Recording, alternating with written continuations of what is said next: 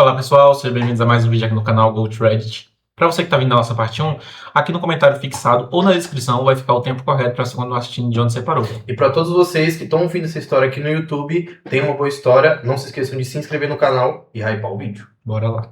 My sister and I both married into the elite, becoming the ultimate trophy wives of the city. She and her CEO husband were childhood sweethearts, living a life of quiet, mutual respect. But after 3 years of marriage, she showed up at my door, sobbing into her wine. Sarah, he has someone else. He even has a secret daughter, she choked out. The girl is older than our marriage. He has been lying to me for years. My whole life is a joke. My eyes stung as tears welled up. Actually, Cillian has a mistress too. He just dropped a fortune on a luxury car for her, I whispered. My sister and I spent the night crying together, but by dawn, we were on the same page. I'm done with that cheat, Sarah, Maisie said, her voice turning cold. It's okay, Maisie. If you leave, I'm leaving too. I don't want that little man anymore. We talked for a long time and finally reached a conclusion. If we couldn't live happily, we would just run, or at least make them think we did. But what's the plan? How do we fake it? Maisie asked, her eyes wide, but her brain not quite catching up. I shook my head and pulled up the schedule Cillian's assistant had sent me. Cillian really knew how to play the part of a devoted husband. Since the day we got married, he insisted his assistant send me his weekly schedule every Sunday. Back then, he used to follow me around like a lost puppy, calling me sweetheart with stars in his eyes. He told me he wanted to be tied to me because it was the only way he felt secure. I fell for it completely. We were so happy, or so I thought. Now I realize those romantic tricks were probably being used on his mistress too. But luckily, his transparency made my plan a lot easier. Cillian is going to San Francisco next week for a project with Sterling Group. Gideon will definitely be there too. It's peak tourist season. We'll tell them we want to go to the beach in Malibu. We'll just pretend to be swept away by a rogue wave. Maisie nodded eagerly. Sarah, you're a genius. Once we're gone, we can travel the world. Those two jerks won't care anyway. They'll finally be free to be with their other women. Maisie was thinking exactly what I was. After ironing out the details, we put the plan into motion. The night before we left, I called Cillian. Hey, honey, Maisie and I are heading to the beach tomorrow. You and Gideon focus on your business trip, I said. I had practiced that line a dozen times. My voice sounded perfectly natural, giving him no reason to be suspicious. There was a brief silence on the other end. Then a familiar female voice spoke.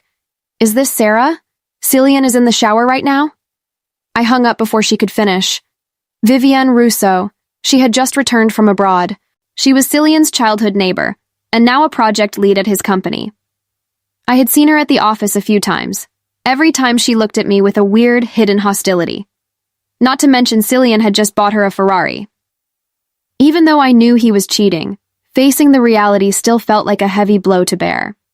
Leaving him was definitely the right choice. The next morning, Maisie and I flew to the coast. While we were on the beach, I started a video call with Cillian before his meeting started. I pointed the camera at Maisie, who was out on a surfboard. Honey, is Gideon with you? Tell him to look at Maisie. The moment I mentioned her name, Gideon's face appeared on the screen. He was usually a very stern, cold man. But whenever he looked at Maisie, his expression softened until he looked almost vulnerable. What a great actor, I thought bitterly.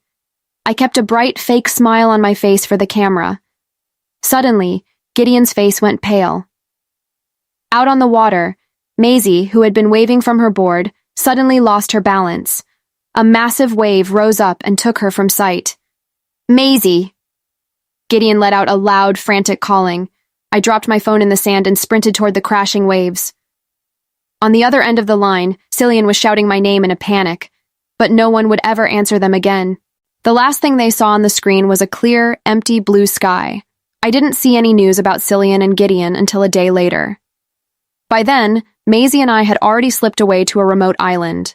We were currently drinking wine and wearing face masks while scrolling through the headlines. On the screen, Gideon looked like a ghost, and Cillian's eyes were bloodshot. They were sitting in a car together. The reporter spoke into the camera with a grave tone. Breaking news. Famous designer Sarah Miller and her sister Maisie have gone missing after a tragic accident at the beach. Their husbands, Cillian Blackwood and Gideon Sterling, are leading a private search and rescue mission. Maisie scoffed, tossing her phone aside. Let them search.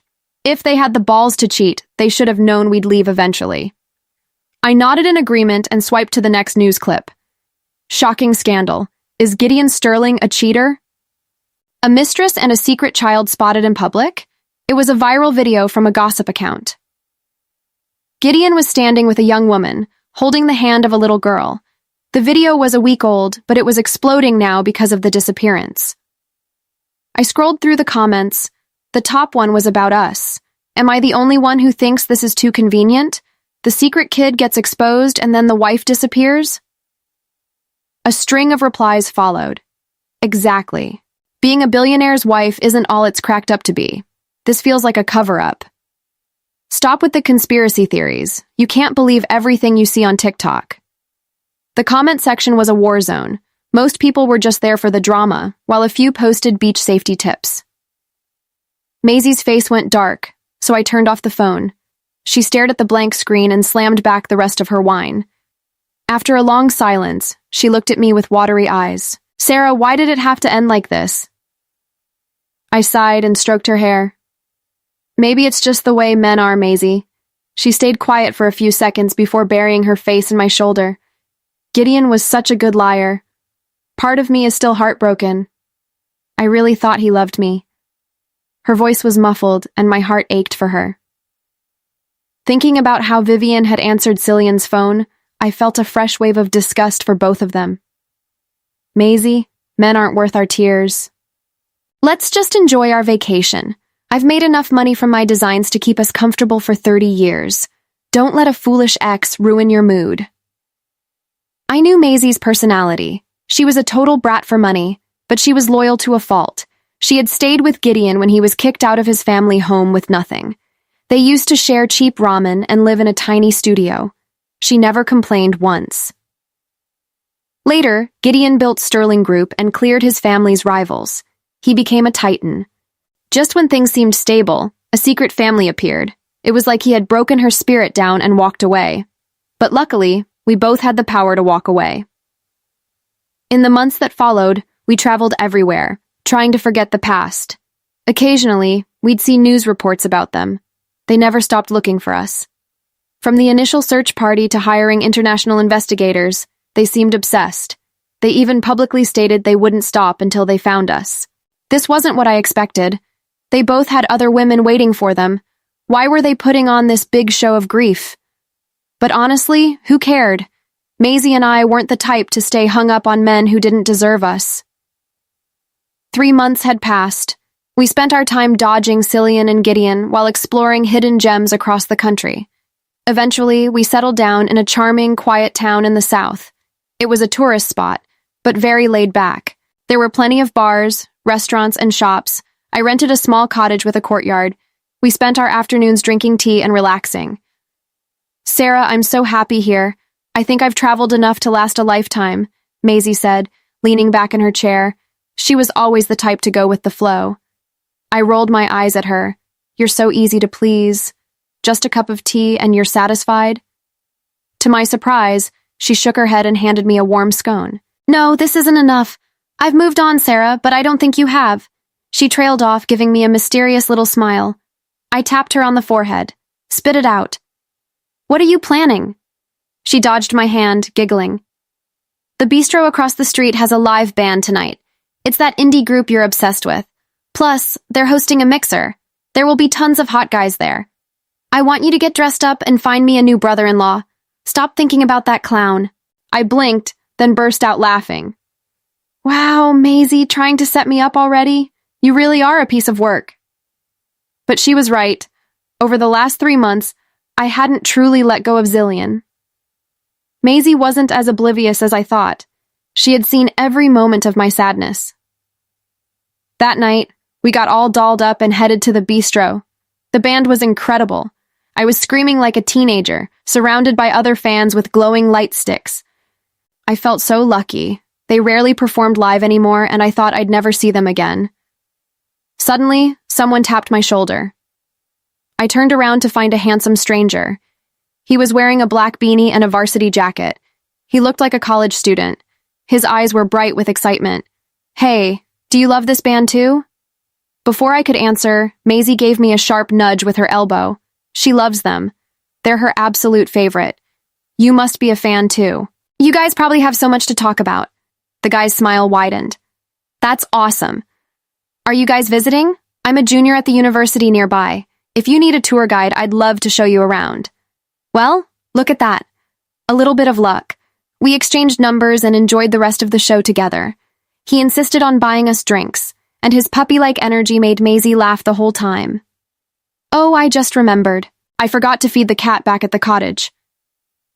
I should go, Maisie said with a mischievous wink. She was a terrible liar, but she was clearly trying to give us space. But as she opened the door to leave, the smile froze on her face. A deep, commanding voice came from the entrance. Since when are you not allergic to cats? Did you get a miracle cure? The voice cut through the music like a blade. I didn't turn around right away. I stood completely still, watching the color drain from Maisie's face in real time.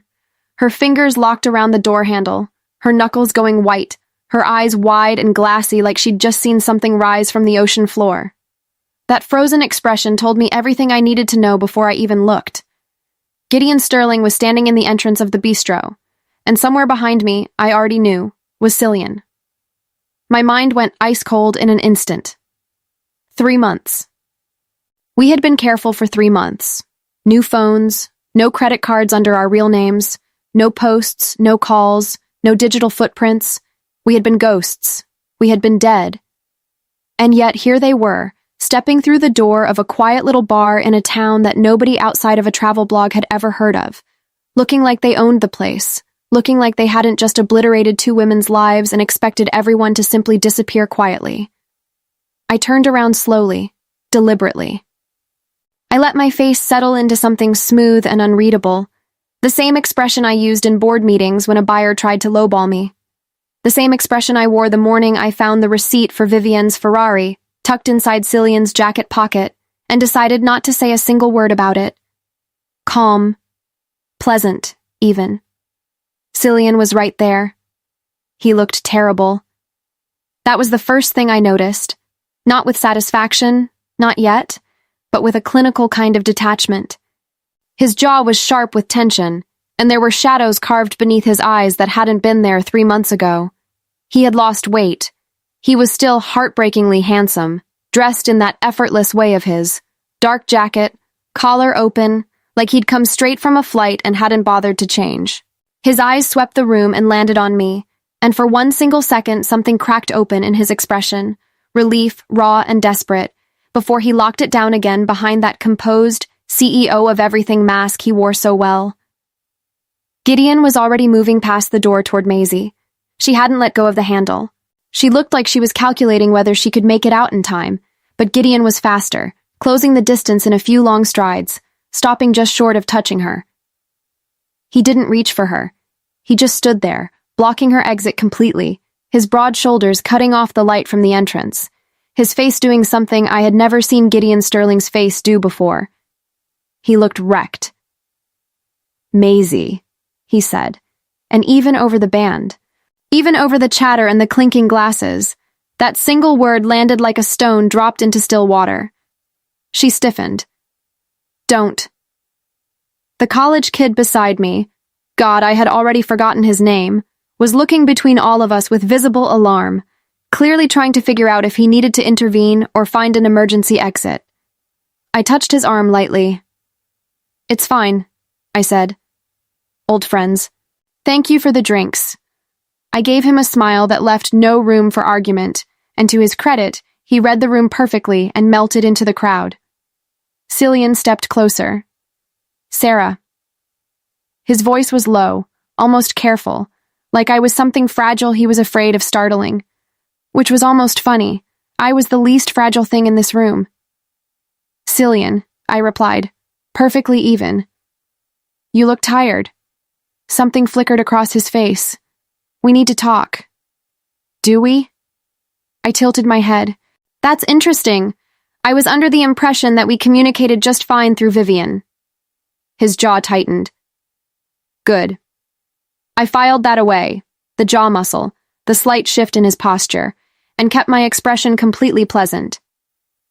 That's not, he started. How did you find us? Maisie's voice came from behind me, flat and brittle. I glanced back. She had finally released the door handle, but she hadn't moved toward Gideon. She stood with her arms crossed, chin up, and I felt a surge of pride for her. 3 months ago, she had been sobbing into a wine glass at my kitchen table. Look at her now. Gideon and Cillian exchanged a glance, quick, practiced, and I caught it immediately. They had rehearsed this. They had actually rehearsed how to handle the conversation, which meant they had been thinking about it for a while. Which meant finding us had not been easy, and they had tried, and tried again, and had not stopped. It doesn't matter how, Gideon said. What matters is that we're here. It matters to us, I said pleasantly. Cillian reached into his jacket and produced a small folded piece of paper. He held it out toward me. I didn't take it. It's a receipt, he said. For a dress you bought at a boutique in Charleston 6 weeks ago. You used a card under the name Sarah Mercer. Mercer is your grandmother's maiden name. He paused. I know you, Sarah. The sentence landed somewhere in my chest and sat there, heavy and unwelcome. I know you.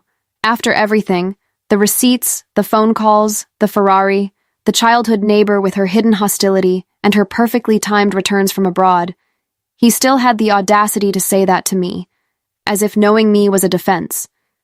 As if knowing me was something he had earned. I kept my face neutral. Then you also know, I said quietly, that I don't make mistakes twice. He stared at me. Across the room, the band launched into their next song, and the crowd surged with it, and for a strange, suspended moment, the four of us existed in our own separate world, cut off from the music and the laughter and the warm bar light by the invisible wreckage between us. Gideon spoke first. We're not here to drag you back, he said. He was looking at Maisie, and his voice had that same stripped open quality it always got when she was in the room. I know that's what you're thinking. That's not why we came. Then why? Maisie said. Because you're not dead. His voice broke very slightly on the last word, and he pressed his mouth shut around it, like he was angry at himself for the crack. You're not dead, and I needed to see that with my own eyes. He stopped, steadied himself. There are things you don't know, Maisie, things I should have told you a long time ago. I'm asking you to let me explain. Maisie's expression shifted, not softened exactly, but something moved behind her eyes, some quiet war I recognized because I had fought the same one. That's when I stepped in. All right, I said, calm and clear, cutting through whatever moment was beginning to form between them. Here's what's going to happen. Not tonight. Tonight, you are both going to leave. Tomorrow morning, if you still want to talk, you can call the number Maisie will text you in exactly, I glanced at my watch, 24 hours, at a time and place of our choosing. Cillian opened his mouth. Those are the terms, I said. Take them or don't. He closed his mouth. Gideon looked at Maisie for a long moment. She held his gaze, and neither of them said anything, and the entire bar seemed to breathe around them. Fine, Gideon finally said. Cillian was still looking at me. His eyes had that old intensity, the one from the beginning, from when he used to follow me around calling me sweetheart, and I hated how familiar it still felt. Fine, he said. They left. The door swung shut behind them. Maisie exhaled so sharply it was almost a laugh. She turned to me, and her expression was a mess, scared and furious, and something else she wasn't ready to name. 24 hours, she whispered. We needed the night to think, I said, and they needed to understand that nothing happens on their timeline anymore. She stared at me for a moment. Then she nodded slowly. I turned back to the bar, signaled for 2 more glasses of wine, and sat down. My hands were completely steady. My heart, however, was doing something entirely different. A low, insistent drumbeat I refused to acknowledge, a rhythm that sounded dangerously like his name. I had been careful for 3 months. I needed to be more careful now. I didn't sleep. I lay on the narrow cottage bed and stared at the ceiling, and listened to Maisie's breathing even out in the next room while my mind ran laps around every possible angle of what had just happened. Gideon saying there are things you don't know.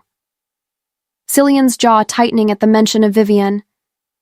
The way he'd said I know you like it was an argument rather than an apology. By 5 in the morning, I had made my decision. I wasn't going to meet them blind. I got up, brewed coffee, and opened my laptop.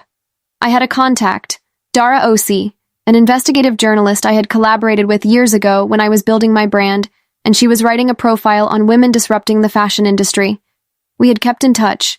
She was sharp, discreet, and she had a nose for the kind of story that powerful men desperately needed to stay buried. I sent her a message. I'm not dead. I need everything you can find on Cillian Blackwood and Gideon Sterling in the last 3 months. Call me. She called within 40 minutes. I knew it, she said, before I could even speak.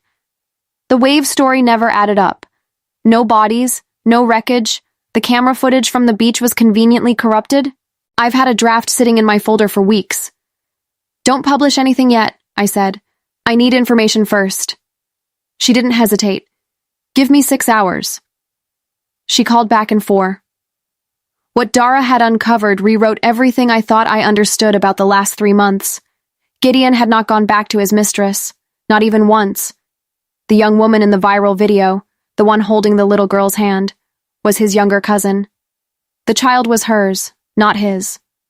The gossip account that posted the video had fabricated the entire narrative using a misleading angle and a caption designed to go viral. Someone had paid them to do it. Someone had wanted that story out. I sat with that for a moment. Who paid the account? I asked. Still tracing it, Dara said. But the payment was routed through a shell company connected to Harlow Capital. Mean anything to you? It did.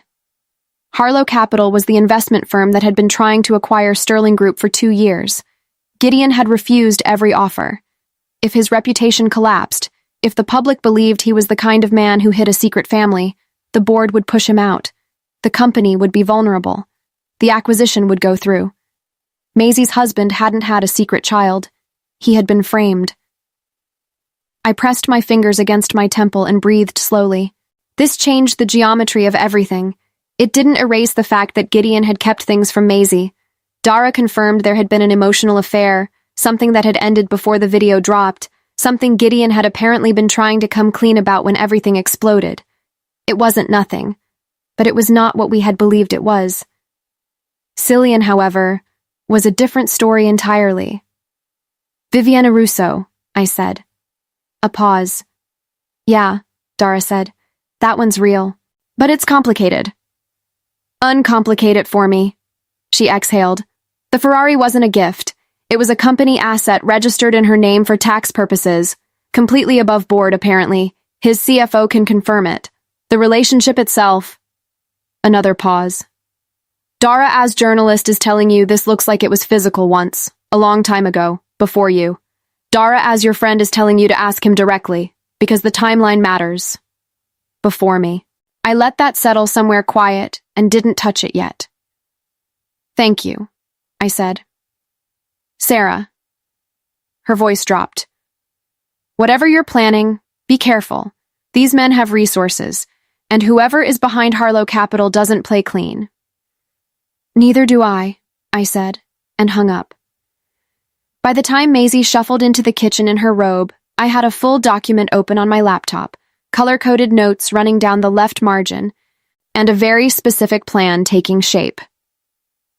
She poured herself coffee and looked over my shoulder. You haven't slept. No. What is all of this? I turned the screen toward her and walked her through everything Dara had found. I watched her face move through confusion, then anger, then something more fragile and more dangerous than either. She set her mug down when I got to the part about the framing. She didn't pick it up again. So, the little girl, she said carefully, not his. She was quiet for a very long time. I left him, she finally said. I faked my own death and left him over something that wasn't real. You left him, I said gently. Because he hadn't been honest with you. That part was real. The affair may have been brief, it may have been over, but he let you believe a lie, and that's on him. Not on you. She nodded, but her eyes were wet. I reached across the table and took her hand. Here's what we do, I said. We don't go to them. We don't call the number we promised. We let them wait another day, let them sit in the uncertainty, let them feel a fraction of what we've been feeling for months. I paused. And then we bring Dara. Maisie blinked. The journalist? We give her the full story. Our story. We control the narrative before anyone else can. We walk back into that world on our terms, not theirs. With evidence, with a witness, with everything documented. Maisie stared at me for a moment. Then slowly, the corner of her mouth curved upward. And Harlow Capital? She asked. Gideon is going to need everything we found, I said. He just doesn't know yet that we're the ones who found it. She squeezed my hand and sat back. Outside the cottage window, the town was waking up. The bakery across the street pulling up its shutters, a dog barking somewhere down the road, sunlight threading through the oak trees in long gold ribbons. It looked so peaceful. It looked exactly like the kind of quiet that comes right before everything changes. I closed the laptop and stood up. Get dressed, I said. We have work to do. And that's when my phone buzzed. A message from a number I didn't recognize. No name, no context. Just 7 words that made the coffee turn cold in my stomach. I know what really happened at the beach. I stared at those 7 words until the screen went dark. Then I screenshot the message, forwarded it to Dara, and set the phone face down on the table. Maisie was still watching me. What is it? Nothing we can't handle, I said. And I meant it. But I also meant that I needed 30 seconds to think without my voice giving anything away. Someone new, not Cillian, not Gideon. Someone else entirely. Someone who had been watching the beach that day, or watching us since, or watching them, and had sat quietly on that knowledge until the moment it would cause the most damage. The timing was too deliberate to be coincidence. Cillian and Gideon had found us last night, and now, less than 12 hours later, a third party was announcing themselves. I showed Maisie the screen. She read it twice. Harlow Capital, she said immediately. That's what I think too. She looked at me steadily. Then we move today, not tomorrow. I nodded. Call Dara. Tell her we're ready. We met Dara at a cafe 3 towns over, a place with no cameras pointed at the entrance and enough ambient noise to bury a conversation. She arrived before us, already set up at a corner table with a recorder and a second coffee going cold. She had aged beautifully in the years since I'd last seen her in person, sharper around the eyes, less patient with small talk, which I respected enormously. She slid a folder across the table before either of us had sat down. Harlow Capital traces back to a man named Elliot Voss, she said. Hedge fund. Quiet, very old money, very few scruples. He's been trying to dismantle Sterling Group and absorb its contracts for 2 years. When Gideon kept refusing, Voss changed strategy. He manufactured the scandal to crater the stock and pressure the board. And the message this morning? I asked. Dara's mouth thinned. One of Voss's people. They know you staged the disappearance, which means they've been surveilling your husbands and followed the trail to you. They're not going to the press yet. They're going to use it as leverage. Leverage for what? To get you to stay gone, she said simply. If you come back, the whole story collapses. Gideon's reputation gets restored, the board stabilizes, the acquisition falls through. They need you dead. Officially, permanently. She paused. So their move is to threaten to expose the faked deaths, unless you agree to disappear for real.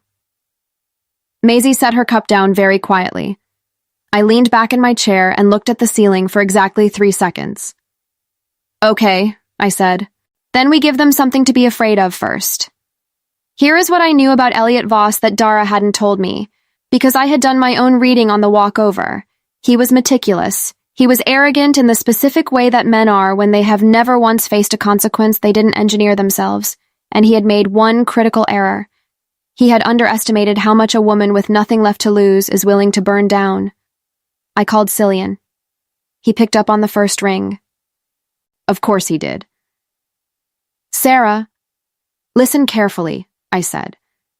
I'm not calling to talk about us. I'm calling because you and Gideon are about to lose everything to a man named Elliot Voss, and I have the documentation to stop it. Meet us in 1 hour. I'll send the address. Silence. Are you safe? He asked. His voice was different from last night. Stripped of the composure, just the question underneath. 1 hour, I said, and hung up. They arrived together, which I had expected. Gideon walked in first, scanning the room with that CEO threat assessment gaze. When he saw Maisie, he stopped, and she looked back at him without flinching, and I watched something pass between them that was too complicated and too private for me to name. Cillian came in behind him and found me immediately. I gestured to the seats across from us. They sat. I pushed the folder across the table. Dara walked them through it methodically. The shell company, the fabricated scandal, the surveillance, the morning's threat. Gideon's expression moved from controlled to rigid, to something close to volcanic as the pages turned. By the time Dara reached the evidence linking Voss to the board members he'd already begun to quietly pressure, Gideon was no longer looking at the documents. He was looking at Maisie. You found all of this, he said, not a question. Sarah found it, Maisie said. I just helped. He pressed his mouth shut, opened it again. The video, the little girl. You thought... I know what I thought, Maisie said, and I know what's true now. I should have told you about Eleanor before any of this happened, he said. The affair. It was brief. It ended before our wedding, and I convinced myself it didn't matter because it was over. I was wrong. I am sorry, Maisie. I have been sorry every single day. The cafe hummed around us. Maisie didn't answer right away. I turned to Cillian. He was already looking at me. He'd been looking at me the whole time. Vivian, I said quietly. It was before you, he said. Years before. We ended it badly and she never quite let go. I kept her employed because I felt guilty about how it ended. That was a mistake. A bad one. And I let it go on too long without being honest with you about the history. His voice was steady, but his eyes weren't. The phone call you got that night. She answered because she'd come to the hotel to try to restart something that was never going to happen. I asked her to leave. She did. He paused. I should have told you about her the day we got engaged. I was a coward. I said nothing. I'm not asking you to forgive me tonight, he said. I'm asking you to let me earn it. The silence stretched out long and honest between us. Then Gideon flattened his hand on the folder. Voss makes his move in 72 hours, he said, his voice back to steel. The board meeting is Friday. If we're going to hit him, we hit him first. I looked at Dara. She nodded. I looked at Cillian. He was still watching me, waiting. I picked up my coffee. Then let's get to work, I said. We had 72 hours. We used 48. Dara published the story on Thursday morning at 6 a.m., timed precisely to hit before the markets opened and before Voss had any chance to spin, suppress, or lawyer his way into damage control. The headline was clean and surgical. The manufactured scandal, how Elliot Voss tried to destroy 2 men, 2 marriages, and 1 company, and got caught. Every detail was documented, every shell company, every payment to the gossip account, every backdated email Dara's source inside Harlow Capital had quietly forwarded to her encrypted inbox the night before. By 7 a.m., it had 40,000 shares. By 9, Voss's legal team was issuing statements that contradicted each other. By noon, 3 of his board allies had quietly resigned from their positions, each releasing identical non-apology statements that fooled absolutely no one. I watched it all from the cottage. I had made coffee. I was still in my robe. Maisie was beside me on the sofa with her legs tucked under her, scrolling through the coverage with wide eyes, and every few minutes she would read a comment aloud and then laugh in a way that sounded like the first real laugh I'd heard from her in months. Gideon called at 12:15. He didn't say hello. He just said, "It's done. The board voted this morning. Voss is locked out." A pause. "Tell Sarah thank you."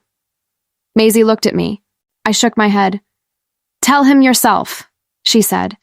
She handed me the phone. Gideon, I said. Sarah. His voice was rough around the edges, not from emotion exactly, but from the particular exhaustion of a man who has been holding something enormous together for a very long time. I owe you more than a phone call. You owe Maisie an honest life, I said. That's the only debt I care about. A long silence. Working on it, he said quietly. I handed the phone back to Maisie and walked to the window. Outside, the town was doing what it always did, unhurried and warm and indifferent to the fact that everything had just shifted. The bakery was busy. The oak trees were doing their thing with the light. A dog was barking at a bicycle. I heard the knock at the cottage door at 1 o'clock exactly. I already knew who it was. Cillian stood in the doorway holding 2 cups from the cafe down the road.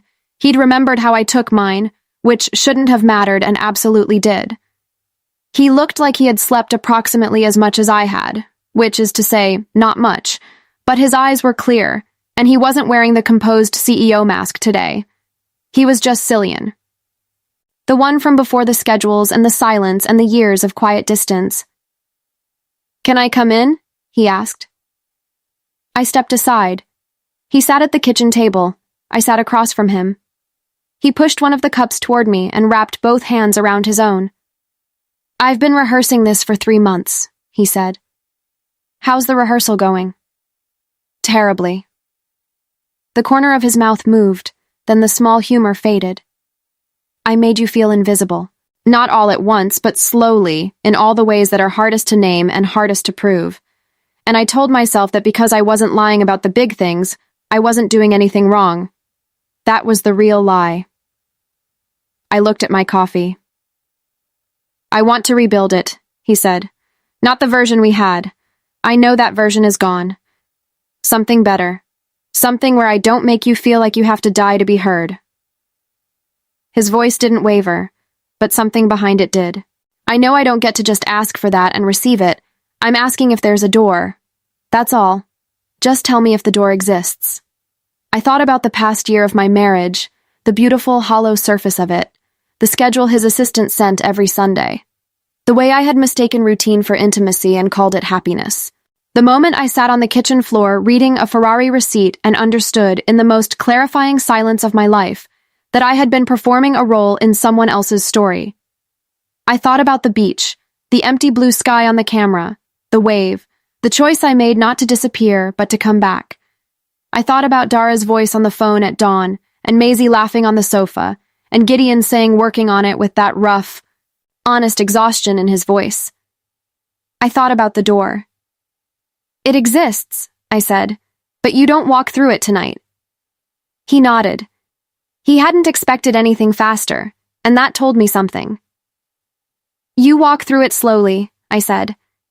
And you never stop being transparent, not because your assistant sends me your calendar, because you choose to. Yes, he said, and Vivian is out of the company by end of the month. Already done, he said. Wednesday morning. I picked up my coffee. He picked up his.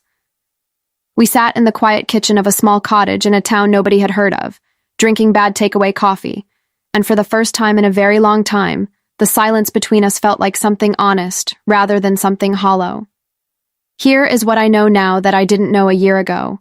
Loving someone is not the same as trusting them. Trust is not the same as loyalty. And loyalty is worth exactly nothing if it flows in only one direction. Maisie and I did not fake our deaths because we were weak. We did it because we had spent years being quiet and graceful and accommodating in marriages that rewarded our silence and called it harmony. We disappeared because it was the only language loud enough to be heard. What we didn't expect was that the disappearing would force us to find ourselves, completely, uncomfortably, without the structure of anyone else's story to hide inside. We crossed the country. We drank wine in ugly little motel rooms. We laughed until we couldn't breathe. We cried in parking lots at 2 a.m. We figured out who we were when we weren't being anyone's wife. And we came back, when we came back, as different women entirely. Not saved by our husbands, not rescued, not forgiven back into softness. We came back because we chose to. On our terms. With a journalist at our side and evidence in our hands and the full knowledge that we could walk away again tomorrow if we needed to. That's the thing about women who finally understand their own worth. They stop waiting to be chosen. They start doing the choosing themselves. E para você que chegou até aqui o final do vídeo, comenta aí abaixo o que você achou dessa história e também comenta qual jogo você quer ver no fundo do próximo vídeo. Se você não hypou o vídeo lá no começo, hype ele agora, se inscreve no canal e muito obrigado.